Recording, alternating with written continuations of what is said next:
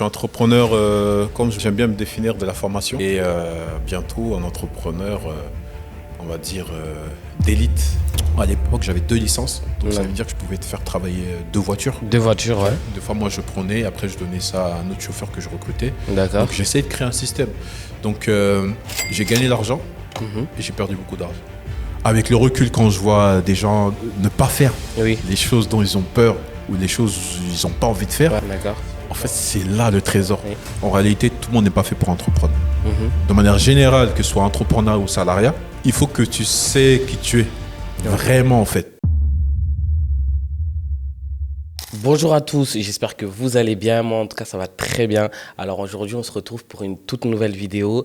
Donc dans cette vidéo, j'ai l'honneur et le plaisir de vous présenter Rafiki, donc qui va se présenter et on va en savoir un peu plus sur son parcours et qui il est et qu'est-ce qu'il fait comme business tout simplement. Donc Rafiki, je te laisse te présenter. Ok. Merci Viso Banza. C'est ça. En tout cas, c'est un honneur d'être ici avec toi. Merci. Et du coup, je suis Rafiki, un entrepreneur d'une grande famille de 6 personnes. Donc j'ai 4 enfants. Je vis actuellement à l'île de la Réunion. D'accord. Et je suis entrepreneur, comme j'aime bien me définir, de la formation. Ok. Et bientôt un entrepreneur, on va dire, d'élite. Ok. Vendeur d'élite. Et on aura le temps de discuter. Ok. Donc voilà. Ok, très bien. Donc, pour commencer, on va commencer doucement. J'aimerais en fait que tu nous expliques comment tu as commencé à entreprendre et quel a été ton déclic d'entreprendre, tout simplement. Ouais. Entreprendre, je pense que quand j'étais petit, tu vois, je me voyais dans un bureau, costard cravate, tu vois, en train de faire des affaires. Tu vois, j'avais cette imagination d'être quelqu'un d'important, tu vois, qui est là, qui fait des affaires et tout. Mais je ne connaissais pas le mot entrepreneur. Voilà, c'est juste cette imagination que j'avais dans ma tête. D'accord. Mais là où on va dire, ça a commencé à avoir ce petit premier pas, c'est au lycée. D'accord. C'est au lycée, pas beaucoup d'argent, mais on a le minimum, tu vois. C'est ça. On a le minimum. Le strict minimum. On est logé dans des chambres à 3-4 personnes. Tout est mélangé là-bas. Donc, après, voilà, nous, c'était normal, tu vois. Ça fait peut-être partie de la vie. Nos parents, on a vécu avec les moyens qu'ils ont. C'est ça, exactement. Donc, on a fait ça. Mais voilà, pas d'argent. Et quand tu es auprès de tes potes au lycée, dès qu'il faut partir à la boulangerie, t'es le dernier, tu vois. Oui, c'est ça, ouais, c'est vrai. Parce que t'as pas d'argent, c'est toi qui vas gratter tes potes à la fin.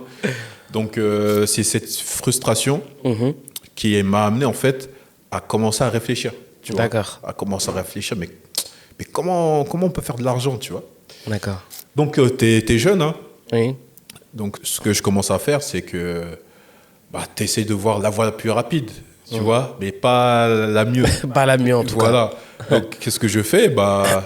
Je vais au magasin, je me rappelle, j'étais à les Moulineaux. Je sais pas, je voulais...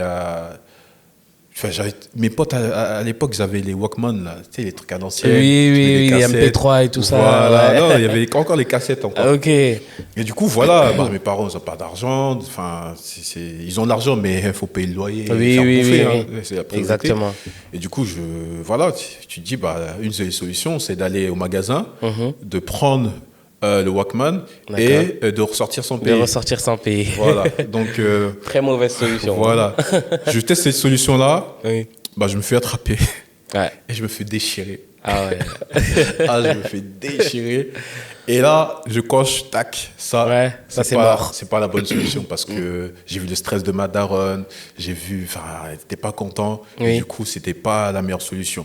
Donc, exactement. Je réfléchis encore, je dis, comment je peux faire sans que, cette solution, je la touche? Parce que je suis parti voler et c'est pas bien, tu vois.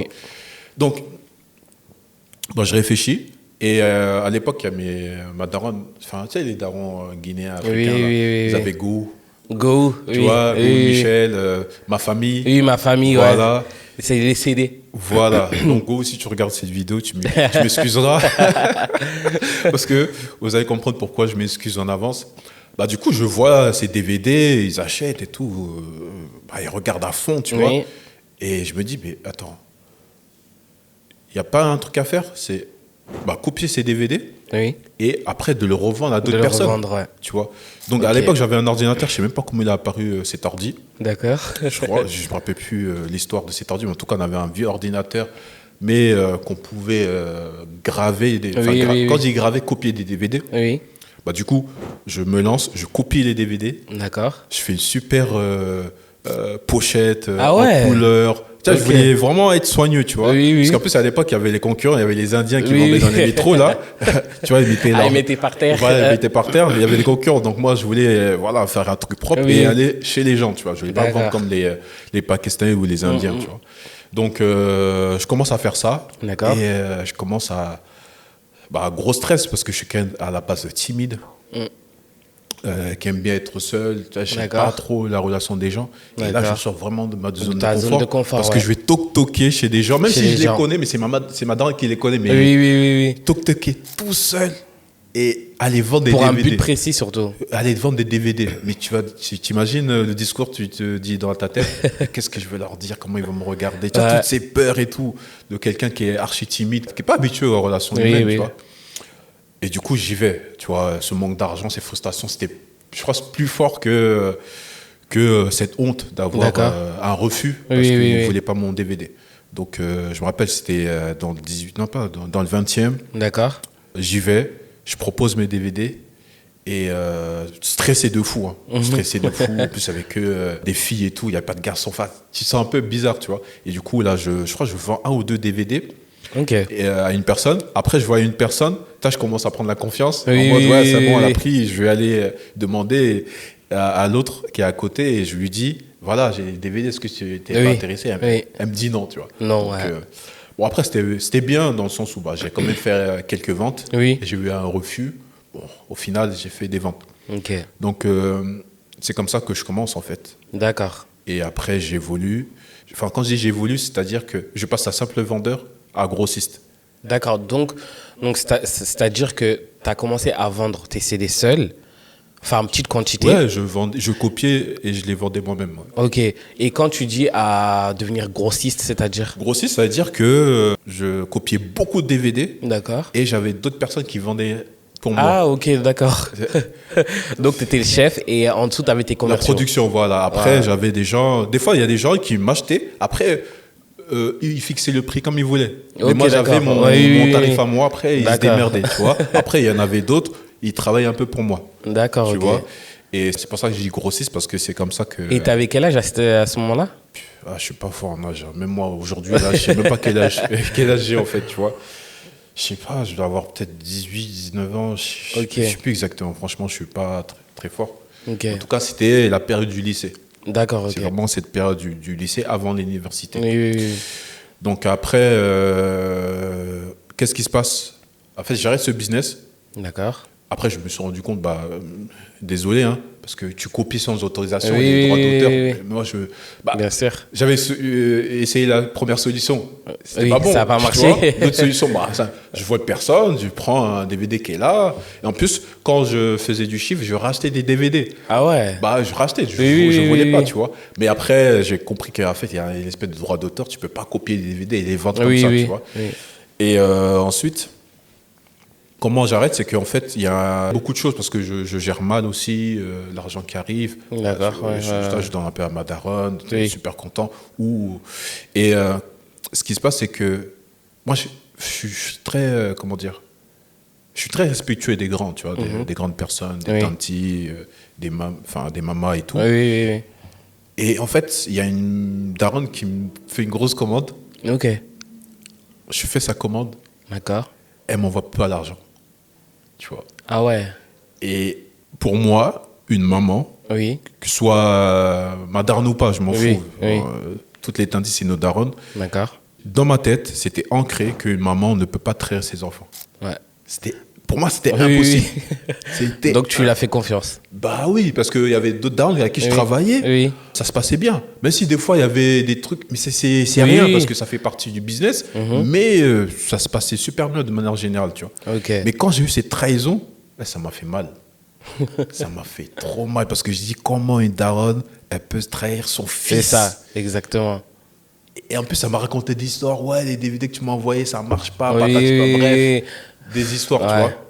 Et du coup, il n'y avait pas que ça, mais tu vois, il y avait cette mauvaise gestion, ce facteur-là, qui a fait après, je me suis... Ouais, tu t'es dit, t'as décidé de je me suis t'arrêter. démoralisé, et après, fallait que je rentre aussi à l'université. D'accord. Et après, c'est comme ça que j'ai arrêté ce business. Mais tu vois, c'est le premier pas. Oui, le premier pas qui t'a permis... qui fait que, voilà, j'ai... Mais après, t'es sorti encore plus grand de ce passage-là. Ouais, après, à l'époque, je savais pas, tu vois, que je sortais plus grand. Oui. Vas-y, c'est la merde.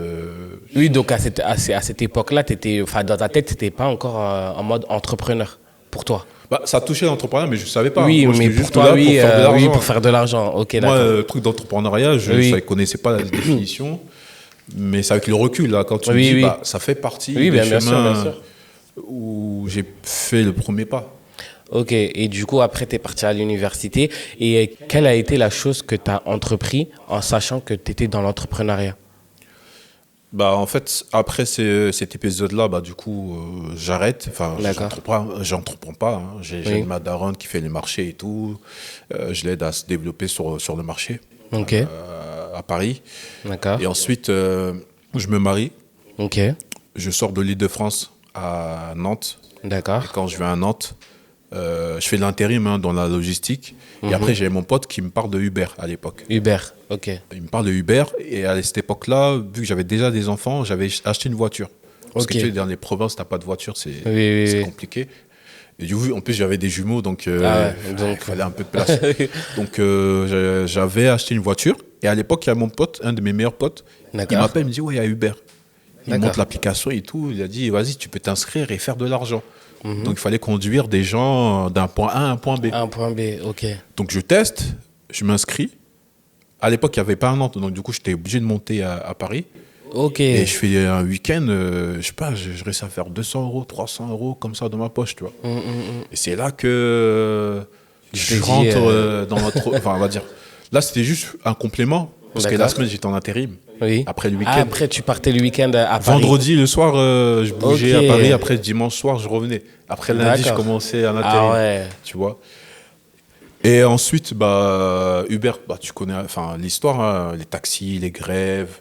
Et du coup, les lois qui deviennent de plus en plus dures, qui fait qu'on est obligé de passer un diplôme et être dans les règles. Donc, du coup, je passe le diplôme et c'est là que je crée l'entreprise de VTC. Ok, d'accord. C'est là que je suis conscient que c'est vraiment, oui, je suis en train d'entreprendre. Voilà, et je fais mon entreprise de VTC. D'accord. Et du coup, à l'époque, j'avais 2 licences. Donc, ça veut dire que je pouvais faire travailler 2 voitures. 2 voitures, ouais. 2 fois, moi, je prenais. Après, je donnais ça à un autre chauffeur que je recrutais. D'accord. Donc, j'essayais de créer un système. Donc, j'ai gagné l'argent et j'ai perdu beaucoup d'argent. Ah ouais. Tu vois. En quand tu dis ça, c'est-à-dire... Bah, du coup, en fait, ce qui est difficile dans ce métier-là, vu que c'était Uber, c'est qu'il fixait les prix. Bah, à chaque 2-3 mois, ils changeaient les tarifs. Ils changeaient les tarifs. Et d'un mois à un autre, tu es plus rentable. Tu as déjà pris une location de voiture. Et c'était très compliqué la gestion. Et je ne savais pas aussi gérer bien une entreprise. Donc, du coup, je faisais beaucoup de mauvaises décisions dans la gestion. Et du coup, c'est là que, quand j'ai fait beaucoup d'argent, bah, y a du chiffre qui rentrait. Mais au final, cette société-là est partie en redressement judiciaire parce que j'ai eu une dette à 100 000 €, un truc comme ça, sur la société. Et quand c'est comme ça, il y a les créanciers qui demandent. Oui, bien sûr, bien sûr. Donc voilà. Et grosse expérience.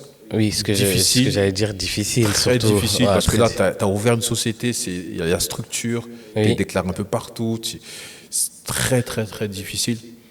Et c'est pour ça que là, j'avais mon pote toujours qui était là. Et j'explique ma situation. Il connaissait un peu. Après, il me met en relation avec une avocate qui était spécialisée là-dessus. D'accord. Et là, ça me rassure de fou. Parce qu'elle me dit, voilà, pour cette affaire-là, ne vous inquiétez pas, elle serait prête à m'accompagner. Oui. Et en fait, elle a dit, de toute façon, pour le montant, je pense qu'ils ne vont pas trop se casser la tête. D'accord, ok. Et dans ma tête, j'ai dit, mais attends.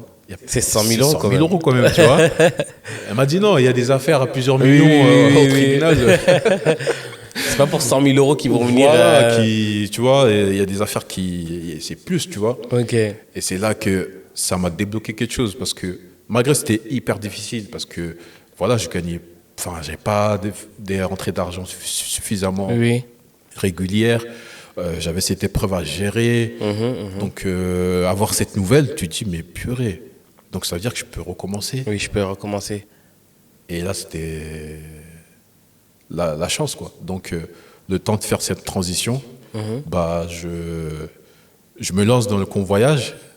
D'accord. Tu vois. Mais du coup, juste avant d'y aller sur le convoyage, c'est que dès que, en gros, tu as été en redressement judiciaire et que tu as eu l'avis d'un avocat et que l'avocat t'a dit qu'en gros, fallait pas que tu t'inquiètes plus que ça, est-ce que tu étais quand même... En fait, je voulais savoir ton état d'esprit à ce moment-là.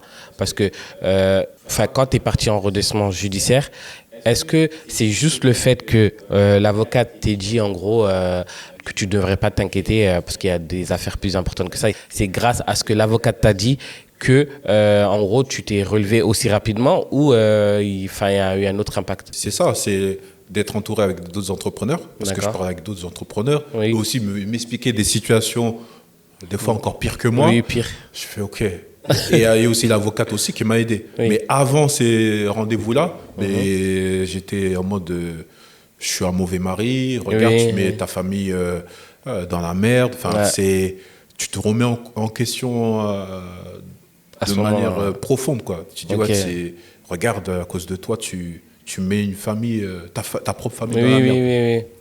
Donc après, dès que je parle des entrepreneurs et l'avocate, bah, du coup, ça se... Oui, tu as lâché prise. Je respire et je dis OK. Mais je ne reprends pas tout de suite, tu vois, dans l'immédiat. Mais tu vois, je fais une pause et voilà, je reprends un peu l'intérim.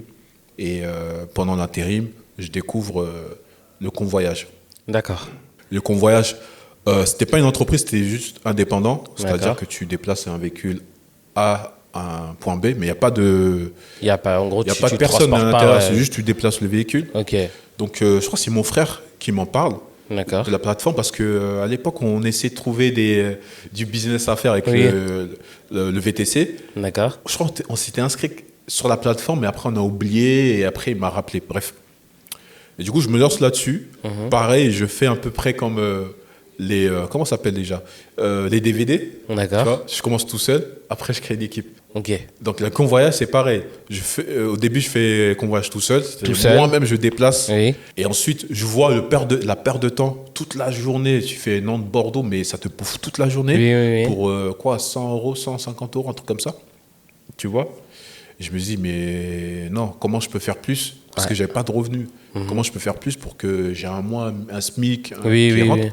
Bah, du coup, j'ai demandé à des personnes, des voisins, qui souhaitaient. Je lui ai demandé, voilà, est-ce que tu veux. J'ai des missions là pour déplacer des véhicules. Est-ce que tu serais prêt pour un montant? Je pense que j'ai payé 30 € par voyage. Ah ouais. De le faire. Okay. Mais eux, en fait, ils étaient fans de voitures. Donc ça fait que même gratuit, ils pouvaient le faire. Ils pouvaient le faire parce que c'était des voitures récentes et tout. Des fois, tu pouvais tomber sur des BM. Ok, d'accord. Et juste pour faire des stories sur Snap, ils n'étaient pas à faire gratuit, tu vois. Donc, moi, j'ai quand même payé. Enfin, je l'ai payé quand même pour ce service-là. J'ai dit, vas-y, qu'ils se mettent en auto-entreprise, comme ça, je peux les facturer. Et c'est là que je crée le système. D'accord. C'est là que je reste à la maison. Moi, négocie les prix avec la plateforme. Les prix, les trajets et tout. Hein. Là, tu vois, le côté commercial, il est là. C'est moi qui négocie tout. Ma femme, je lui donne un peu de taf administratif. Je dis, voilà, tu t'occupes, je te donne 10 € par dossier. Tu vois, vrai chef de... Voilà, et moi, j'étais à la maison, envoyer les missions, et j'avais même mis un chef d'équipe. Ah ouais, carrément. Carrément, oui, parce que je voulais responsabiliser. Voilà, tiens, il y a telle mission, occupe-toi que ça se passe bien. Je donne un billet en plus. Et c'est comme ça que j'ai fait une transition. Ça a duré peut-être 10 mois, ce business-là. D'accord, 10 mois. Et après, je suis monté à faire quoi, 200-300 € par mois, à 4000 €. Ah ouais. J'étais choqué. Mais 4000 € net ou net. Ah ouais. Une fois que j'ai payé. Une fois que tu as payé tout le monde. Voilà, j'ai réussi à faire le maximum le mois, c'était à 4000 €. Bien. Tu vois. Donc voilà, après j'arrête. Ce qui se passe, c'est que les gens sont de plus en plus au courant de ce business-là. Oui. Et vu qu'il n'y a pas une barrière à l'entrée élevée, il fallait juste avoir son permis et une auto-entreprise. Ok. Et du coup, ils baissaient les prix. Et du coup, moi, j'arrivais plus à négocier parce qu'à chaque fois, il y a quelqu'un qui faisait moins cher. Qui faisait moins cher, ouais. J'ai laisse tomber. Mais en parallèle, il y avait des gens qui me demandaient comment, parce que vu que j'avais mon expérience du VTC qui s'est mal passée, me demandaient des conseils. Comment créer son auto-entreprise, comment créer sa société, comment éviter les erreurs que moi j'ai fait. En même temps que je faisais Convoyage, il y a des gens qui venaient chez moi et me disaient comment... Ils demandaient des conseils. Des conseils sur l'entrepreneuriat. Ok. Mais tu vois, je faisais gratuitement, je m'en foutais. Et c'est là que je me dis, attends. Ils viennent quand même à la maison. À chaque fois, je verrai mes enfants de la chambre pour que je prenne et que je m'assois avec eux. Et c'est là que je me dis, mais comment je peux donner l'information à tout le monde en une fois? Et c'est là que je fais mes recherches. Tu vois, moi, je suis un chercheur. D'accord. Je sais pas, j'aime bien chercher. Et du coup, je trouve l'information, comment faire. Et après, je commence à créer l'organisme de formation. Ok, donc c'est à ce moment-là que tu as eu l'idée de créer un organisme de formation. Ouais. Ok. Donc je crée l'organisme de formation, passer des nuits blanches avec beaucoup de paquets de Doliprane parce que c'est compliqué. Tu comprends. L'administration en France, c'est compliqué. Hein. En plus, le domaine de formation, il y a plein de choses à voir. Non, franchement, c'était chaud. Le début pour comprendre ça. Tu sais, nous, on vient du quartier. Oui. On a un vocabulaire assez, tu vois. Là, tu vois le gros français, là, tu dis, oh là là. C'est compliqué. Non, il faut être prêt à avoir des migraines. Donc, j'y vais, je me lance. Et du coup, voilà, je commence à avoir mon premier client, pris en charge à l'époque, je crois que c'était avec la GFIS, Nopco pour les indépendants. D'accord. Vu que j'avais recruté avec le convoyage des indépendants, du coup, voilà, moi je dis, voilà, tiens, avec ton statut, au lieu de, tu vois, moi je perds mon temps à te former, je suis pas payé, tiens, il y a la prise en charge, je te forme sur l'entrepreneuriat. Du coup, tu as fait la transition sur ça. Oui, parce qu'ils avaient déjà le statut, donc direct, on fait la prise en charge, et c'est comme ça que j'ai mes premiers clients. Tu vois. Et après, à la GFIS, il y avait un appel d'offres. D'accord. Et moi, vu que j'étais jeune entrepreneur, enfin jeune société, je ne pouvais pas répondre à l'appel d'offres parce que je n'avais pas d'ancienneté. Et c'est là que mon côté commercial se réveille parce que vu que je n'avais pas, je me dis mais comment je peux faire? Je me dis mais peut-être si je crée un partenariat avec un organisme d'information qui a déjà, du coup on travaille ensemble et on se partage le chiffre d'affaires. D'accord. Et c'est là que je fais une liste de tous les organismes d'information qui ont l'appel d'offres. D'accord. Et je les appelle tous, j'envoie des mails. Même des fois, je me suis déplacé aussi pour voir. T'imagines le stress de ça. Un jeune, tu ne connais pas. Et je me rappelle, je crois que ça, je ne l'ai pas raconté dans les vidéos YouTube. Il y avait un gars qui avait l'appel d'offres. D'accord. Qui était pas loin de Le Mans. Tu vois, je prends la route, je vais le voir, on a rendez-vous là-bas. Et c'était un maghrébin, tu vois, j'ai rien contre les maghrébins, mais c'était son comportement, tu vois. D'accord. Ça, j'y vais, tu vois, je dis, voilà, je viens aujourd'hui pour qu'on discute d'un éventuel partenariat sur l'appel d'offres que vous avez, parce que moi, je suis en capacité aussi d'avoir des clients, en fait, tu vois, sur ce dispositif-là, sur telle formation, tu vois. Et du coup, on discute. Après, le gars, il me dit, ouais, tu sais qu'il faut faire des factures. Tu vois. Je me dis, attends, c'est un piège ou il se fout de ma gueule? Tu vois. Parce que, je sais pas si tu as compris la question. En tout cas, moi, c'est comme ça que je l'ai reçu. Comme si je ne savais pas qu'une société, il faut faire des factures. Il faut faire des factures. Alors que c'est le truc... je pensais peut-être qu'il pensait que tu venais le voir pour faire des choses en douce. Enfin... Non, même pas. Même pas. En aucun cas, je dis non. J'ai dit non. Moi, je suis capable de faire ça. Comment on peut travailler ensemble? Tu vois. Mais dès qu'il m'a dit ça, je me suis senti touché. J'ai dit, mais il me prend pour de la merde. Comme si je ne savais pas qu'il fallait faire des factures. Non, en fait, il n'a pas dit sur le ton où on... Non. Il a dit sur le ton en mode vraiment, est-ce que tu sais qu'une société, il faut faire des factures? Ah ouais. J'ai fait il m'a pris pour qui? Tu vois, peut-être je suis black, enfin tous les blacks sont dans le black, dans le marché au noir, business au noir, mais non, tu vois. Et c'est là que ça m'a vraiment fait mal parce que c'est comme s'il m'avait rabaissé en fait, en mode ouais, tu sais pas Ouais, tu es au courant de rien, quoi. Tu n'es au courant de rien, et société, facture, c'est des trucs enfin, c'est tellement banal. C'est pour ça que j'ai dit, mais c'est un piège. Ouais. Est-ce que c'est un piège? Posé la question. Je fous de ma gueule, tu vois.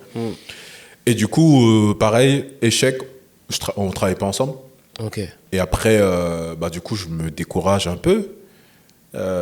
Pourquoi je me décourage? Parce que j'ai encore une liste de personnes d'organismes de formation appelés. Et je me décourage, j'ai dit, c'est bon, c'est mort. Vas-y, laisse tomber, les gens, ils veulent pas. En plus, t'es jeune et tout. Quand je dis jeune, c'est pas âge, c'est jeune société, tu vois. Oui. Donc voilà, il n'y a pas de passé. Donc du coup, qui va te faire confiance? Qui va te faire confiance? Et là, je sais pas si j'écoute une vidéo où je suis tout seul dans ma chambre. À l'époque, c'était la chambre de ma fille, je crois. J'ai mis en bureau.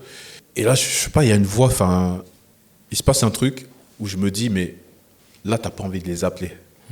Mais en réalité, t'as quoi à perdre? Il faut les appeler. Non, t'as quoi à perdre? Tu vois. Comme toi, là, ce qui t'est arrivé il y a quelques jours. C'est la même, tu vois. Je suis là, j'ai pas envie d'appeler, il répond pas, enfin bref. Tu dis, c'est mort. Tu vois. Et je vois, je crois qu'il y avait 2-3 organismes de formation qui restaient. Oui. Et je tombe sur je crois que c'est le dernier, je crois. Je vais sur son site. Je vois, le site, il est super beau, il est super carré et tout. Mais je me dis, mais jamais de la vie, lui, il va travailler avec toi. Avec moi, tu vois. Moi, je suis jeune, mon site, il n'était pas beau du tout. C'était un truc que j'avais fait à l'arrache. Donc, je dis, jamais de la vie, lui, il va travailler avec moi. Et là, je me dis, en vrai, là où tu es, t'as quoi à perdre? J'ai rien. Rien à perdre. Parce que si j'appelle, il me dit non, ça ne changera ma situation actuelle. Ça ne change rien du tout. Alors que s'il me dit oui, ça change. Ça peut tout changer. Et là, j'appelle, je me présente, je dis voilà, je suis organisme de formation, j'ai vu que vous avez l'appel d'offres. Et je dis, moi, je suis en capacité, voilà, je fais le speech un peu, de vous aider à faire plus de chiffre d'affaires parce que j'ai la possibilité d'avoir des clients et tout, comment on peut faire. Le mec, il dit, ah ouais, ça m'intéresse et tout. Du coup, mes conditions, c'est ça. Oh T'étais pas prêt, en fait. Non, c'était pas prêt. Moi, je dis, vas-y, c'est non, on passe, c'est bon, on arrête ce business. Et là, il me dit, ouais, ok, vas-y, envoyez-moi vos informations. Et on fait le contrat, je crois que c'était un contrat sous-traitance et tout, qui répartit le partenariat. Et let's go. Ok. T'étais choqué. Et c'est pour ça, avec le recul, quand je vois des gens ne pas faire les choses dont ils ont peur ou les choses ils n'ont pas envie de faire, en fait, c'est là le trésor. C'est ça. Parce que là, avec le recul, c'est ça qui m'a ramené à Dubaï aujourd'hui. Ah ouais. Enfin, j'habite pas encore à Dubaï, mais j'ai mes sociétés, je fais des allers-retours. Mais c'est ça, c'est ce coup de fil qui m'a ramené là où je suis aujourd'hui. Et après, avec ça, du coup, boum, j'appelle mon pote qui m'avait mis sur le VTC. J'ai dit, vas-y, il faut ramener des clients. J'ai trouvé un appel d'offres et tout. Voici les conditions et on y va. Donc, avec lui, boum, il s'occupe de la partie commerciale et tout. Il ramène des commerciaux. On remplit nos classes. Au début, c'était à Nantes. Oui. Et après, on a ouvert des sessions de formation à Paris. À Paris. C'est Paris et Nantes. Et c'est comme ça qu'on s'est connus parce que c'est là que toi aussi, tu as travaillé pour nous. C'est là qu'on s'est connus. Voilà, que tu as commencé à travailler pour nous. C'est ça, exactement. Et mais en fait, dans la vie, souvent, tu as une action de changer ta vie. De changer ta vie. Tu sais même pas en fait à quel point. Tu es toujours à une action de changer ta vie. Donc, lâchez jamais l'affaire. Franchement, en tout cas, toi, d'après ton parcours jusqu'à là, en tout cas, t'as vraiment pas lâché l'affaire. C'est que même si il y a des business qui ont marché après, au final qui n'ont pas marché, t'as su toujours en tout cas te relever et faire quelque chose d'autre. Et je pense que tout le monde n'a pas cet état d'esprit là, mais toi, d'après toute ton expérience jusqu'à arriver à ouvrir ton centre de formation. Du coup, toi, par rapport à toutes tes expériences jusqu'à là, tu as su, en tout cas, ne pas lâcher l'affaire. Parce qu'on a vu que tu as ton société de convoyage. Convoyage, centre de formation, VTC, convoyage. Du coup, on a vu que tes sociétés de convoyage, VTC, Donc en tout cas, là, on a pu voir par rapport à toute ton expérience, tu n'as vraiment pas lâché l'affaire. Et donc, c'est ce que tu disais, on est vraiment à un pas de réussir ce qu'on a envie de faire. À changer sa vie. À changer sa vie, tout simplement. Donc toi, est-ce que tu peux nous partager ton état d'esprit, ton mindset, les conseils que tu peux donner pour ne pas lâcher l'affaire et être plus fort que... ne pas lâcher l'affaire. Oui, ne pas lâcher l'affaire. Après, si on parle purement entrepreneuriat, si on parle vraiment entrepreneuriat, oui. En réalité, tout le monde n'est pas fait pour entreprendre. Okay. Tu sais, il faut être clair. On voit beaucoup sur les réseaux sociaux ce truc de l'entrepreneuriat. Oui, tu peux le faire, tu peux. Moi, j'étais comme ça au début. Hein. Je dis, mais tout le monde peut le faire, tout le monde. Mais après avoir accompagné plus de 500 élèves, tu te dis, non. En fait, non. La vérité, c'est non. Tout le monde ne peut pas devenir entrepreneur. Tout le monde peut, mais tout le monde ne peut pas. Je sais pas comment t'expliquer, mais tout le monde n'est pas fait pour entreprendre en réalité, tu vois. Oui. Donc, je dirais plus dans ta vie, de manière générale, que ce soit entrepreneur ou salariat. D'accord. Parce que ça va te pousser à ne pas lâcher l'affaire. Bah, il faut que tu sais qui tu es vraiment, en fait, tu vois.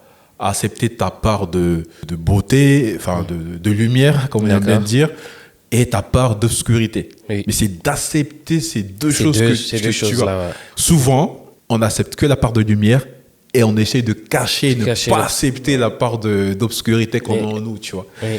Et ça, je pense que c'est un point très important parce qu'on ne veut pas accepter cette partie obscure, il n'y a que nous, on ne veut pas, tu vois, l'accepter. Oui. L'accepter, ça ne veut pas dire à tout le monde, non, c'est ok, je suis comme ça. Oui. C'est comme ça, je suis né comme ça avec des avantages et des inconvénients. Exactement. Voici mes défauts et mes qualités, mais c'est de les accepter, c'est pas de refouler un autre.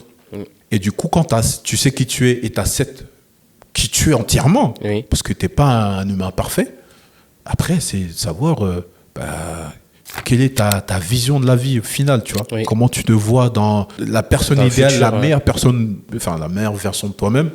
Tu la vois comment dans 10 ans ou dans 20 ans. Et après, tu essaies juste, après petit à petit, ok, je veux devenir cette personne-là, revenir petit à petit à, ok, aujourd'hui, regarde l'écart que j'ai, comment je peux réduire cet écart entre la personne que je suis aujourd'hui et la personne. Je veux être. Voilà. Et du coup, tant que tu es dans ce chemin où tu te rapproches, là, je pense que tu vas avoir des épreuves, tu auras des moments difficiles, mais tu vas toujours être aligné en fait à cette personne que tu veux devenir au fur et à mesure, tu vois. Comme là, pour donner un exemple très concret, moi à la base, il y a 5 ans, dans ma tête, je me voyais comme un vieux sage. D'où Rafiki. Oui. Le vieux singe, celui qui conseille, celui qui a le sang-froid, celui qui impacte, celui qui donne une vision, celui qui ramène les gens vers les choses dont ils ont peur, tu vois. Tu vois, aujourd'hui, moi, je suis en capacité, et tu le sais, de te faire passer à l'action même si tu as peur. Tu vois. Exactement. Tu vois, c'est ma plus grande force, tu vois. Tu mets avec n'importe qui, j'arrive à te faire passer à l'action même si tu as peur. Exactement. Donc, tu vois, je me voyais littéralement comme, tu vois, comme Kirikou, le vieux sage là, qui est posé, son grand-père. Son grand-père avec la barbe. Tu as posé des questions un peu marrantes, ou Rafiki dans le Roi Lion. Tu vois, c'est ça en fait, Rafiki.